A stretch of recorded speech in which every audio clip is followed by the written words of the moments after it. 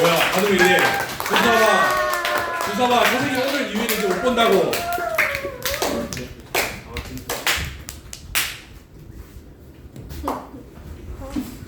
몇 점이야? 방학 몇 점이야? 중학교 3학년 때 32점. 안녕하세요. 오늘이 3강 마지막 시간이래요. 제가 가장 전하고 싶은 말씀은 오늘 이 마지막 시간에 제일 많이 나올 거예요. 그러니 오늘은 좀 더 귀를 쫑긋 세우고 들어주신다면 참 감사하겠습니다. 과학시대 길은 어디에 있는가? 제가 질문을 드리겠어요. 자, 우리가 한반도의 역사가 어떻게 흘러왔는지 알고 싶으면 어떤 책을 찾아봐야 될까요? 역사책.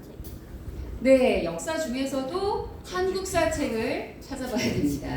그럼 세계의 역사를 알고 싶으면 어떤 책을 찾아봐야 돼요? 세계사. 네, 세계사 책을 찾아봐야 돼요. 그렇다면 인류의 처음과 끝, 세상의 시작과 종말, 모든 것의 시작에서 모든 것의 완성까지 그 전체를 알고 싶다면 어떤 책을 찾아봐야 될까요? 성경. 아, 네. 바로 맞춰주셨어요. 바로 성경입니다. 저는 오늘은 이 성경이 어떤 책인지 얘기해 보고자 합니다. 우리는 지난 1강과 2강을 통해서 과학적 시각으로, 수학적 시각으로 자연과 우주에 존재하는 하나님의 흔적을 찾아보려고 애를 써봤습니다.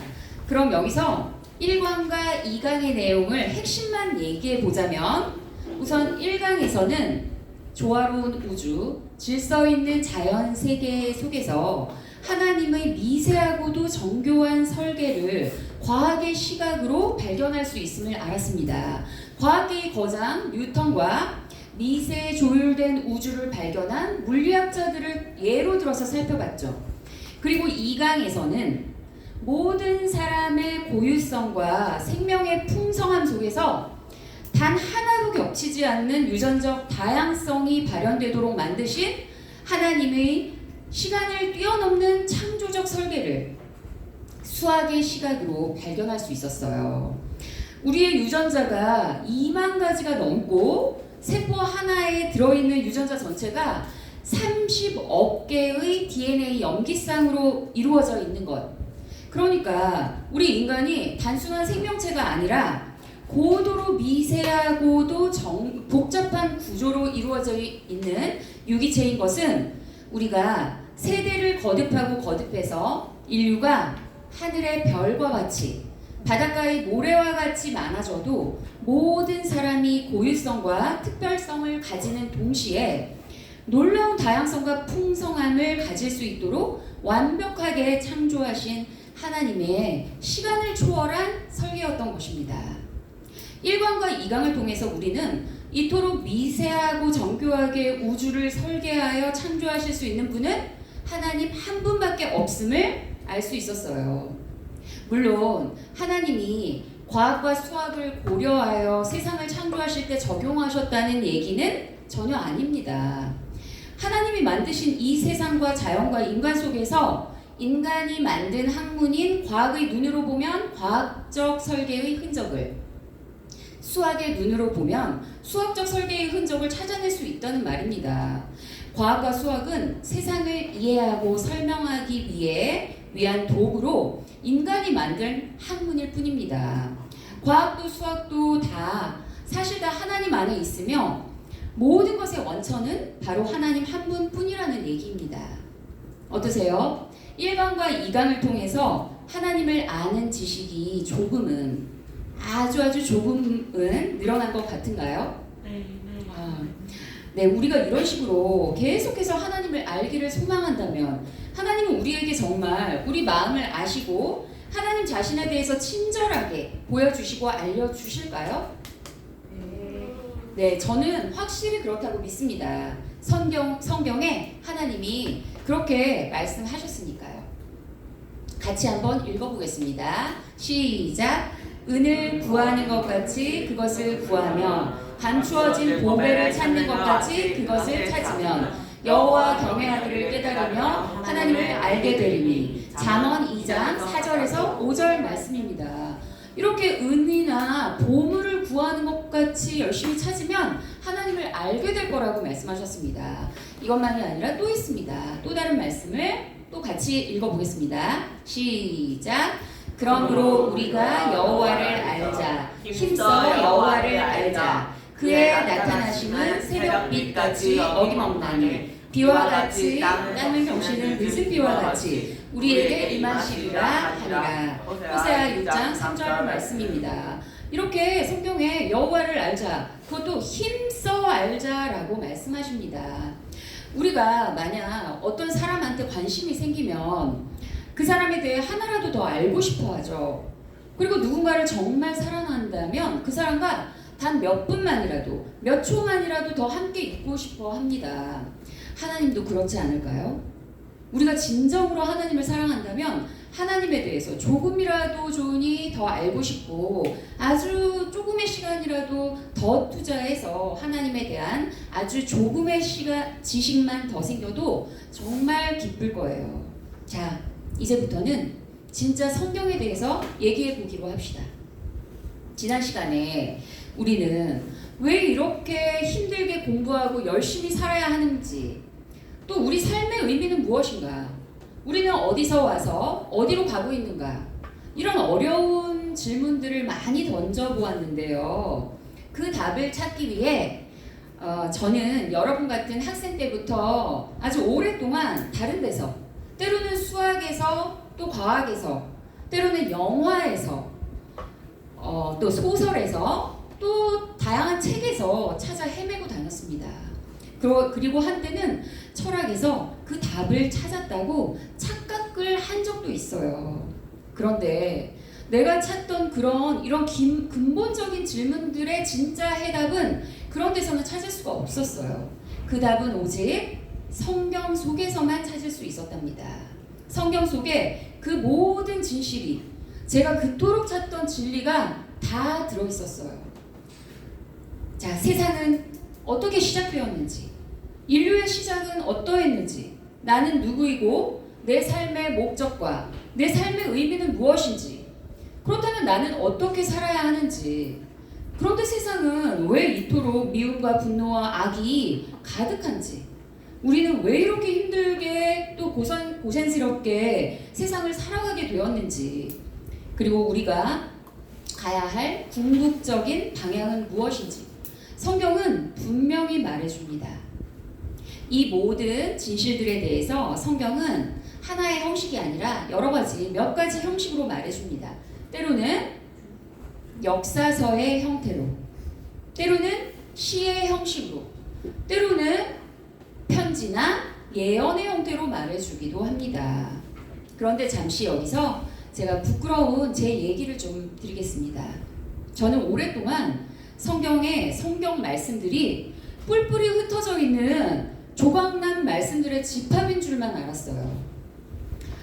선악과 이야기, 장자권이 달려있는 야곱의 팥죽 이야기, 또 어떨 때는 형들에 의해 이집트로 팔려간 요셉 이야기, 또 이집트에서 이스라엘 백성들을 이끌고 나오는 리더 모세 이야기, 또 이름도 구별이 안 되는 숱한 많은 왕들과 전쟁 이야기, 그러다가 예수님의 탄생과 놀라운 기적들과 지혜가 가득한 비유들, 그리고 십자가 사건과 부활 사건, 또 오합지졸 같았던 제자들이 예수님 부활과 승천 이후 달라진 모습들, 그리고 그리스도인들을 박해하던 바울과 극적인 사건으로 달라진 바울이 목숨을 걸고 선교 여행을 다니며 전하는 복음들. 저는 이 모든 말씀들이 어떻게 연결되는지를 모르니 너무 답답하기만 했었어요. 그래서 성경을 보면 한숨부터 나올 때도 많았답니다. 하나님은 꼭 집어 정확하게 좀 말씀해 주시면 좋을 텐데, 이렇게 너무 많은 인물들, 헷갈리는 전쟁과 사건들, 또 비슷비슷한 예언들이 다 따로따로의 이야기들 같아서 성경 전체를 통해서 하나님이 도대체 무슨 말씀을 하고 싶은 건지 잘 알 수도 없었고, 이해하기는 더더욱 어려운 말씀, 나하고는 거리가 먼 높기만 높은 말씀이 바로 성경이라고 생각했습니다. 그런데 저는 항상 책을 읽을 때 끝까지 읽으려고 기를 쓸 때가 많답니다. 지난번 프린키피아 그 두께 기억나시죠? 그렇게 두꺼운 책일수록 더 도전의식이 발동해서 끝까지 읽어내겠다고 결심을 하고는 마치 무슨 높은 산을 오르듯이 정복하듯이 책을 끝까지 읽고 그러고 나서는 혼자서 뿌듯함을 느끼곤 했어요. 그런데 성경은 그런 책이 아니었어요. 성경은 그렇게 정복하듯이 읽는 책도 아니고 그렇게는 읽어지지도 않는 책이었습니다. 성경은 은혜로 읽는 책이었습니다. 내가 읽겠다고 해서 내 의지로 읽는 책이 아니라 하나님께 기도하며 읽는 책입니다. 하나님께 제가 이해할 수 있도록 도와주시기를 기도드리며 또 읽을 시간과 읽을 수 있는 마음가짐 또 내가 읽겠다는 의지까지도 하나님께서 나에게 주시기를 간절히 기도해야만 읽을 수 있는 그런 책이라는 걸 저는 너무 늦게 알았습니다. 솔직히 바쁘다는 핑계로 그렇게 핑계만 대던 저에게 제자 훈련을 받는 은혜로운 기회가 주어졌고 그때부터 성경 말씀을 깊이 묵상하고 하나님 말씀을 듣는 훈련을 받으면서야 깨달았습니다. 그리고 제가 그동안 성경에 대해서 잘못 알고 있었던 것이 많다는 사실도 알았어요. 그래서 오늘 그때부터 제가 알게 된 아주 중요한 사실을 말씀드리고 싶습니다. 성경은 제가 방금 말씀드렸던 것처럼 그렇게 뿔뿔이 흩어져 있는 연결 안 되는 이야기들을 모아놓은 책이 아닙니다. 성경은 매우 질서 있고 매우 일관된 흐름을 가진 하나의 통일된 이야기랍니다. 인간에게 들려주는 하나님의 이야기, 그것이 성경이었고 이것은 곧 하나님이 창조하신 인류의 이야기이기도 합니다. 그것을 저는 늦게 알았습니다. 그리고 이 성경 속에 인간을 향한 하나님의 뜻과 계획이 다 담겨 있다는 사실도 알았습니다. 모든 것의 시작부터 모든 것의 완성까지 그 굵직한 흐름이 이해되니까 그때부터 말씀 한 구절 한 구절이 다르게 다가왔습니다. 전체의 윤곽이 잡히니까 부분에 해당하는 말씀 하나하나가 얼마나 귀한 말씀인지 얼마나 소중한 의미인지 그제서야 이해가 되었던 거죠. 그럼 조금 더 성경에 대해서 얘기해 볼까요? 자, 성경 전체의 주인공은 누구일까요? 네, 조그맣게 들리는데요. 바로 예수 그리스도입니다. 바로 이것도 성경에 있습니다. 같이 한번 읽어보겠습니다. 시작! 너희가 성경에서 영생을 얻는 줄 생각하고 성경을 연구하거니와 이 성경이 곧 내게 대하여 증언하는 것이니라. 요한복음 5장 39절 말씀입니다. 이렇게 성경의 초점은 예수 그리스도를 향하고 있습니다. 성경은 전체 구약 39권 또 신약 27권 전체가 합하면 66권으로 이루어져 있는데 이렇게 구약 성경 39권은 우리를 구원하실 예수님이 예수 그리스도가 오실 것을 말하고 있습니다. 그리고 신약 성경은 그 구약에서 예언했던 그 예수님이 실제로 오셨는데 십자가에서 우리를 위해서 돌아가시고 다시 살아나 승천하셨는데 그 승천하신 예수님이 반드시 다시 오심을 우리는 그 예수 그리스도의 재림을 기다리고 소망하여야 함을 얘기하고 있습니다. 성경은 이렇게 예수님만이 진정한 왕이심을 일관성 있게 증명하는 책입니다. 그럼 또 질문을 드릴게요. 성경의 저자는 누구일까요? 네, 일단 그 성경을 기록하신 분들이 있어요. 성경을 최초로 기록하신 분, 성경 최초의 저자는 누구일까요? 네, 바로 모세입니다. 자, 그럼 여기서 질문. 모세는 언제쯤 사람일까요? 언제쯤 성경을 최초로 창세기부터 모세 오경을 기록했는데 그 시기가 한 언제쯤 될까요? 모세가 살았고 성경을 기록한 시기 그것은 바로 BC 1500년경입니다. BC 15세기 16세기경입니다. 자, 그때는 우리 한반도의 역사에서 언제쯤일까요? BC 15세기. 맞아요. 고조선입니다. 자, 그러면 성경 최후의 기록자는 누구입니까? 성경을 66권의 성경 중 가장 마지막까지 성경을 기록한 최후의 저자. 네, 맞아요. 바로 예수님을 직접 본 12제자들 중에서 가장 오래도록 홀로 살다 AD 100년경에 반모섬에서 94세쯤 되어서 돌아가신 분, 바로 사도 요한입니다. 이 사도 요한도 5개의 성경을 기록했습니다. 그럼 이 AD 100년은 우리나라로 치면 언제쯤일까요? 우리나라 한반도 한국사에서. 여러분이 교과서에서 배운 네, 고구려 맞아요. 고구려 백제신라 삼국시대 초기입니다. 제가 이렇게 성경의 인물들을 한국사와 비교해서 말씀드리는 데는 이유가 있습니다. 성경은 신화가 아니라는 얘기를 드리고 싶습니다. 많은 사람들이 다른 데서 물어보면 성경을 신화처럼 얘기하는데 성경은 신화가 아니라 성경은 분명히 역사적인 사실이고 진실이라는 것을 말씀드리고 싶어서 비교를 드린 겁니다. 이렇게 성경은 여러 사람들을 사용하셔서 하나님이 기록하게 하셨습니다.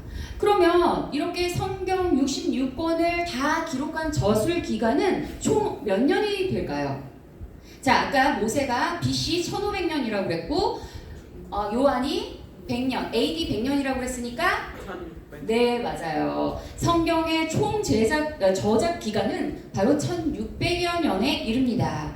그리고 모세부터 사도 요한까지 그럼 총 66권의 성경은 총 몇 명의 저자를 사용하셔서 기록하게 하셨을까요?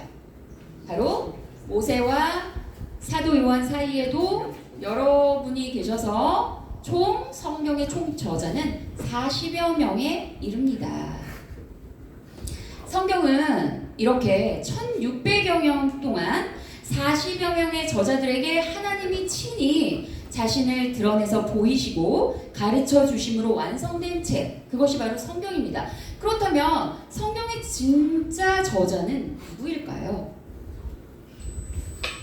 바로 하나님 자신이십니다.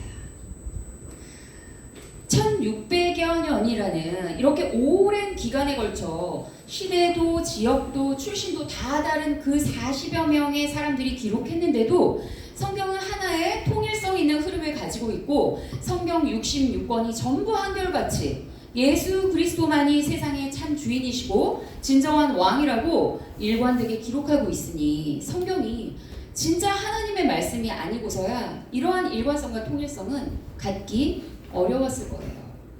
그렇다면 하나님은 성경을 왜 인간에게 주신 걸까요? 우리 인간은 아주 조금의 틈만 생겨도 내 맘대로 하는 걸 정말 좋아하는 존재입니다.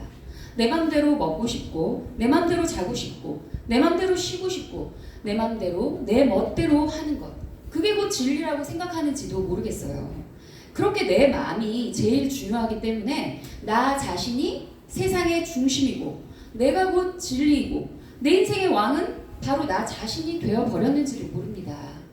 내가 세상의 중심이고 내가 곧 왕이 되면 인간은 자기 안의 욕망대로만 살게 됩니다.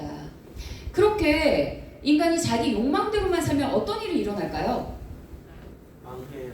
네. 우리 주변에는 욕망을 자극하는 것들이 너무 많기 때문에 쉽게 유혹에 휩쓸리고 교묘한 속임수에도 금방 걸려 넘어지고 또 너무 연약해서 좌절하고 쓰러지고 그러다가는 본인이 어디로 어떻게 가야 하는지 완전히 길을 잃고 헤매기 아주 쉬운 존재가 바로 인간이에요. 그런데 하나님은 인간을 자기 마음대로 멋대로 욕망대로 살라고 인간을 창조하신 것이 아닙니다. 하나님은 인간을 지으신 분명한 이유가 있습니다. 우리 인간에게는 존재 이유, 삶의 목적이 분명히 있어요. 그런데 그렇게 욕망대로만 살면 하나님이 창조하신 본래의 목적대로, 하나님의 뜻대로는 절대로 살 수가 없어요. 하나님의 뜻, 하나님의 창조 목적에서 아주 멀어진 모습으로, 그러니까 자기의 참된 삶에서도 아주 벗어나버린 그런 삶, 아주 어두운 길을 헤맬 수밖에 없습니다.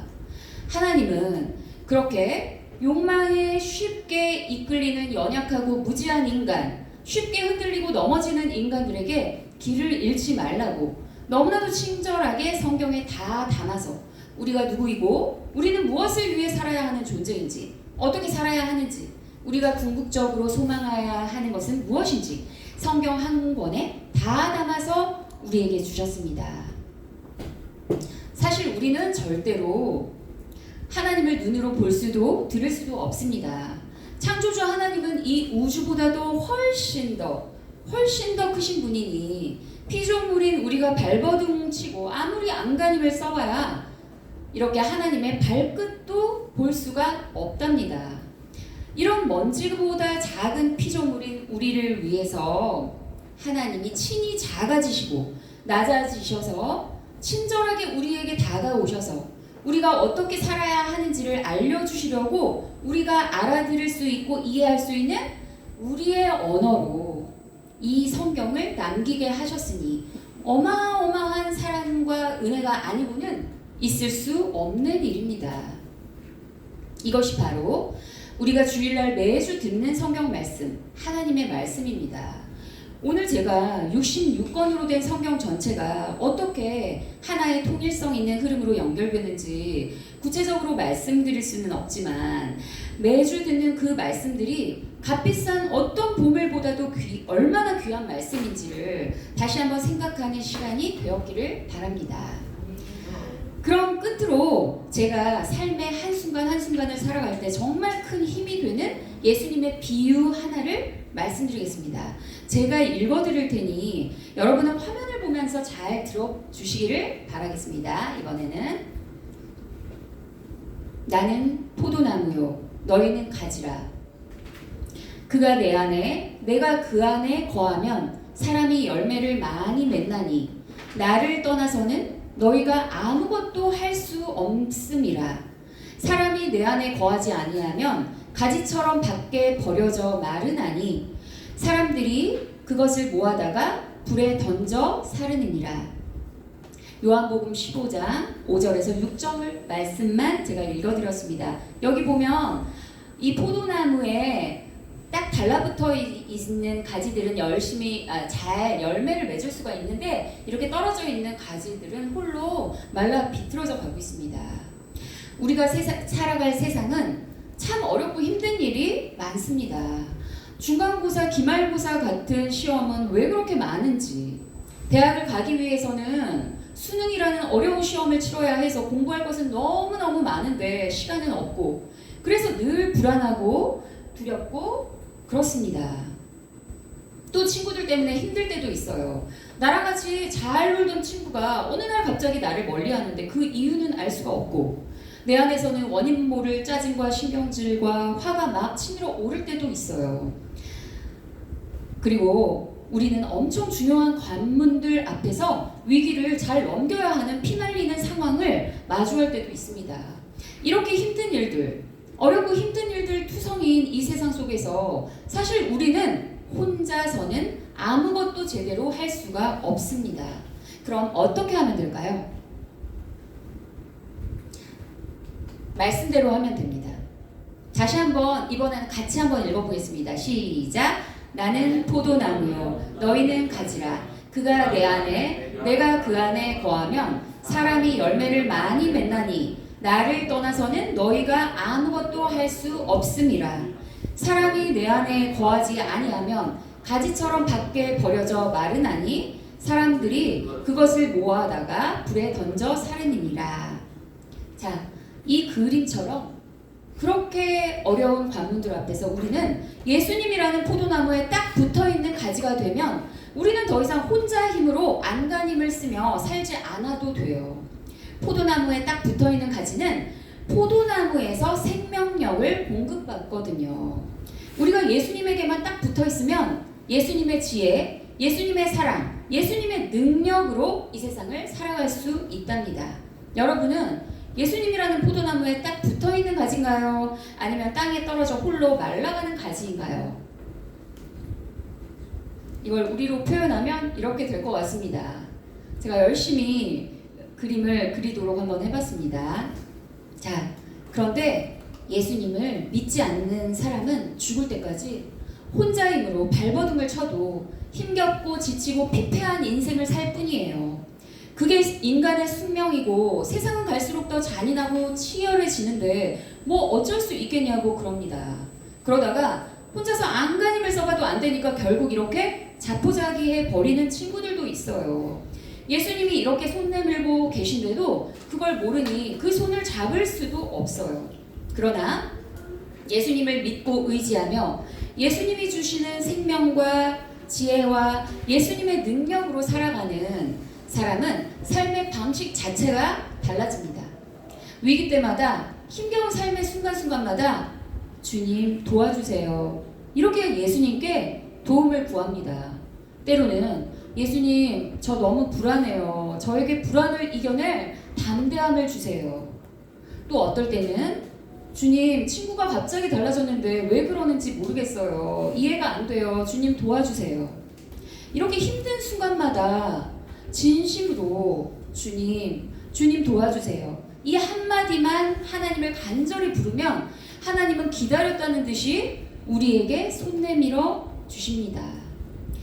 이렇게 주님을 불러야 합니다. 이렇게 부르는 것부터가 기도입니다.